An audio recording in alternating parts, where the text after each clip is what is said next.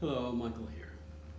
And today I'd like to share about our journey into worth, dignity, and self-rooted presence that's attained through walking the middle path of humility. In our journey towards individuation, we naturally developed our constructs of I, our individuality, and developed thought and feeling identifications with what we construct and act and feel accordingly. To the degree we base our intentions upon what can be considered as natural law, which really is spirit working in the natural world, life tends to flow, in contrast to, following external and internalized expectations and definitions of what it means to be a human being. Humility is needed every step of the way to move beyond each identification we develop. Humility is what enables recognizing the deeper spiritual process of our I being instead of propping up the constructs of identity. If we take the time and effort, we can see how the I is continually creative. So, consciously and purposely thinking a thought shows, we can see how will and thought arise out of an emptiness. Okay? This experience, which is available to everyone, exemplifies I make all things new, as do all thoughts and acts that arise out of selfless love. These are connections to the higher world. The other experiences of the I in action are found when we take existing thoughts, feelings, and actions, especially the habitual ones, and purposely change them. We change them according to what we intuit as what is good, beautiful, and true. Because we sense, feel what it is to be living in natural spiritual law. Now this is an experience of I am the true vine, connection with something larger than ourselves. Of course, every one of us can choose to manipulate thinking, feeling, and willing, our doing, to maintain and justify our identity. But the unconscious awareness and feeling of not being true to one's higher self or connected to higher law brings about a feeling of uncomfortableness and dissatisfaction, if not shame and guilt. If it continues long enough, the dissociation from life leads to lying and disregard for others and for life in general. If we allow our capacity for vulnerability to live in us, humility is grounding, keeps us real, and keeps us connected to spirit. To be vulnerable is to allow and to embrace what it takes to transform. In both evolutionary astrology and anthroposophy, humility is not merely a virtue, but a gateway to transformation, an invitation to align with spiritual evolution, karmic healing, and the dignity of becoming. Humility is embodied truthfulness, grounded in a sense of self that neither inflates nor deflates. It's knowing one's strengths, gifts, and limitations, yet offering all with grace. Pride elevates the self beyond what is real or what is healthily shared as healthy confidence and dignity, thus becoming a defensive armor, which is isolating, of course, and fearful of vulnerability. Degradation denies inherent worth, believing oneself as unworthy, broken, or small, and projecting these upon others. Degradation is shaped by trauma, shame, and systemic oppression, which drains vitality, and it's the internalized and untended inner wound at its core. True humility acknowledges power without domination and weakness without shame. It listens deeply, speaks honestly, and serves from integrity. And thus, it's powerful and it's nourishing, right? Without needing applause. In anthroposophy, humility is foundational to inner development. And it's the quiet strength that allows the soul to perceive truth without distortion.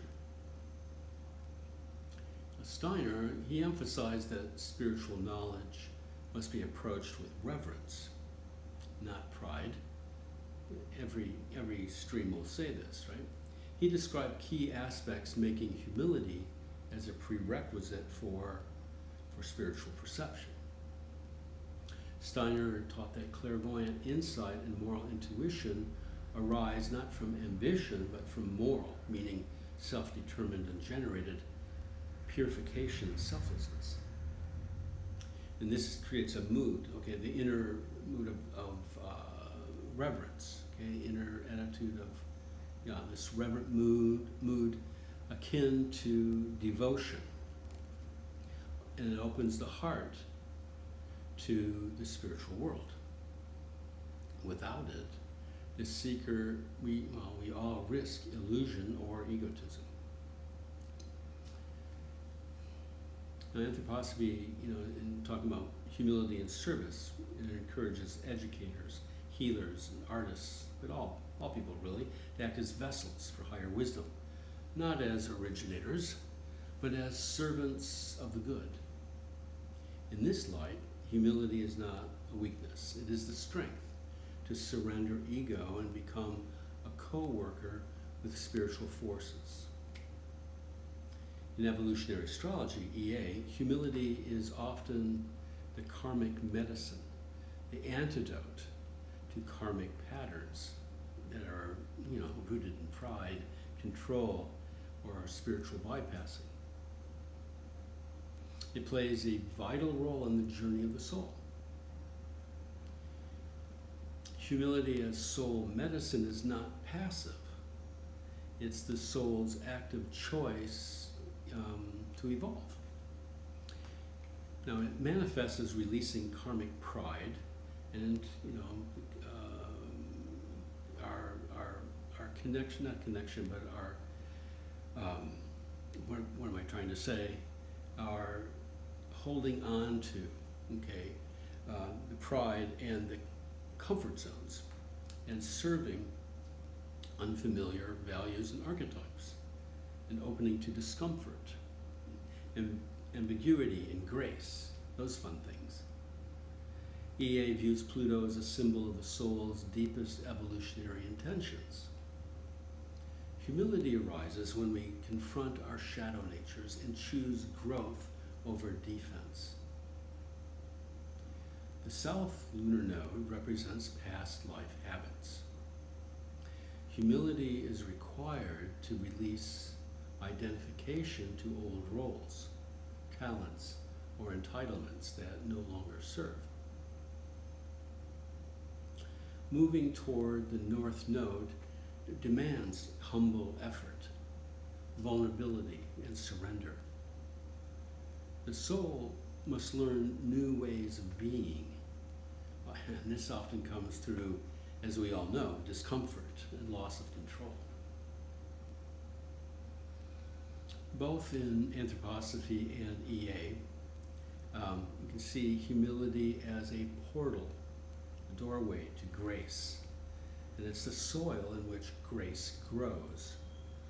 Humility allows dialogue with higher wisdom rather than domination by lower impulses, transformation through service, not self-aggrandizement, but is a rhythm of becoming where the soul is not fixed, but always unfolding. In evolutionary astrology, humility is closely associated with Pluto's transformative power. The South Node's karmic residue and signs like Virgo, Pisces, and Cancer that embody service and surrender and emotional depth. So planets and other points represent evolutionary functions of the soul, as we know, and humility arises when the soul chooses growth over ego defenses and consciously chooses planetary expressions. Here's how some key points relate to this. Pluto is the soul's evolutionary driver. Okay? Humility emerges when the soul confronts its shadow, and surrenders control. Pluto demands transformation through loss, grief, and letting go. More fun things.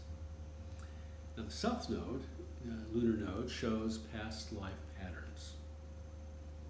Humility is needed to release identification with old talents, entitlements, or prideful roles. It's what we can experience as the fall from grace that opens the door to soul growth. And the North lunar node shows the soul's future path.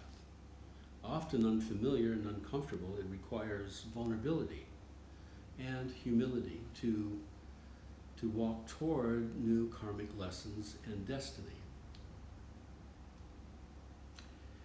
Saturn is the teacher of limits. Saturn humbles us through boundaries, consequences, and the slow work of mastery. It teaches dignity through effort. Now, Neptune is the dissolver of ego. Neptune's influence fosters spiritual humility, compassion, and surrender to divine will. But Neptune can also tempt escapism if not grounded. Chiron, which is commonly called the wounded healer,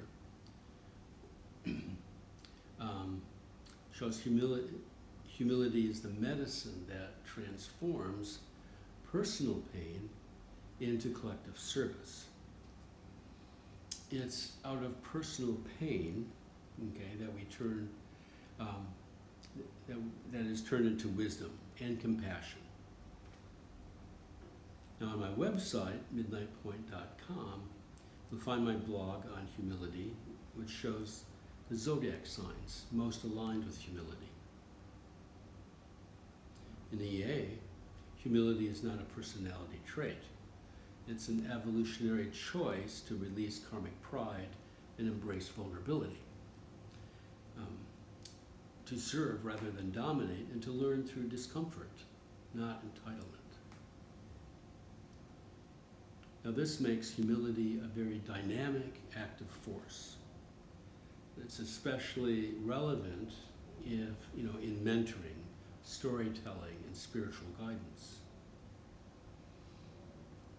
Humility evolves across Pluto generations as a response to collective karmic wounds and manifests differently in the nodal axes. And here I will, once again say, go to my blog to see how humility shifts across Pluto generations and how it manifests in the different nodal axes. So each generation is tasked with purging prideful distortions and embracing humility as a soul medicine. In EA, the lunar nodes reflect the soul's journey from past life habits to future soul lessons.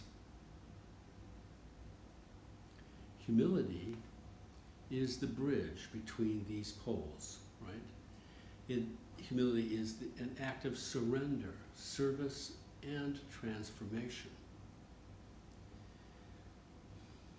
I will end here. Thank you very much. And please respond. I would like to hear from people, and so I know how best to serve you. Thank you.